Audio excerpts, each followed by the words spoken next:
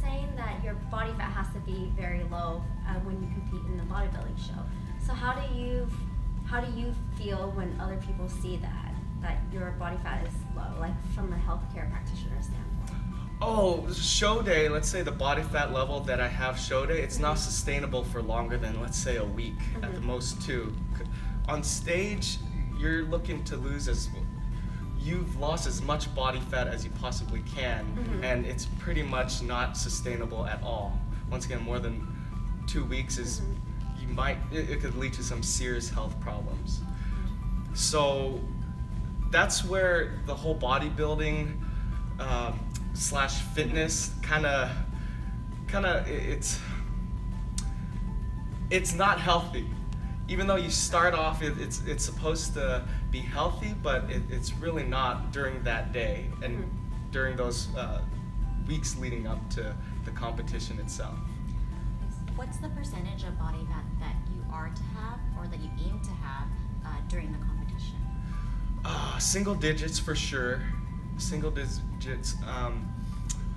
Honestly, I don't get too caught up on that, but there's a certain look, and to be frank, if your glutes, in other words, your butt, has lines in it, has lines on your butt, then you're at a pretty solid body fat level, and that's a good way to. That's a good standard for a low body fat percentage. If you can see a guy's butt, the striations, feathered glutes, then you're at a good place. I never knew that. Yeah, right? Check it out next time. What are some challenges you have encountered with healthcare practitioner as your culture is bodybuilding? Well, I could tell you right now, my body mass index, my BMI, according to the doctors, I am morbidly obese. Now, and this could be when I'm at a low body fat too. So what the doctors don't take into account, or healthcare, what they don't take into account is the composition between muscle and fat. They're just looking at the total weight compared to height. So once again, I am very unhealthy according to the doctors. So what I'm hearing from you is that the body mass index isn't a great indicator for health. For body composition, no, because once again, the lean body mass isn't taken into account, or the overall percentage of body fat. For instance, I could have a relatively high body fat, let's say 30%, but if I'm still 140 pounds, which is around the range to be healthy according to the BMI, then I'm still healthy, even though I could be sedentary. It's just I am at a low body weight. How does that make you feel?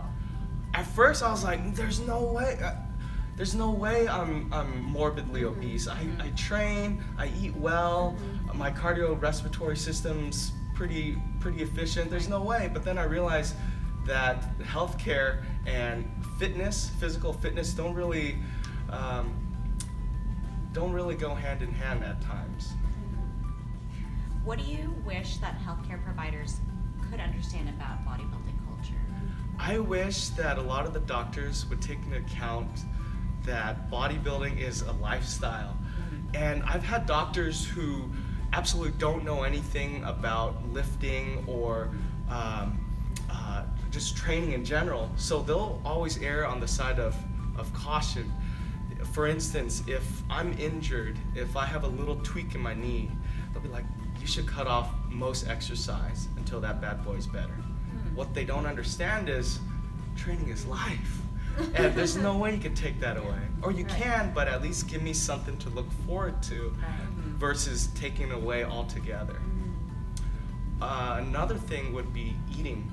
So according to, let's say, the average male, we're supposed to be on a 2,000 calorie diet with, let's say, up to 50 to 60 grams of protein. That's the recommended, what's the word I'm looking for? Recommended dosage, recommended intake of protein.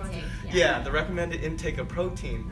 But there's no way I can make any gains with just 50 to 60 grams of protein if I'm lifting and trying to gain muscle mass. So once again, that's that disconnect between healthcare and bodybuilding. So you're saying a daily intake for an average male is 50 to 60, so how much do you consume? I consume, well, I'm around 220 pounds right now, and I consume about 250 grams of protein. Yeah, but I'm used to it. It's not a chore. My wife cooks up a storm, and I'm very blessed.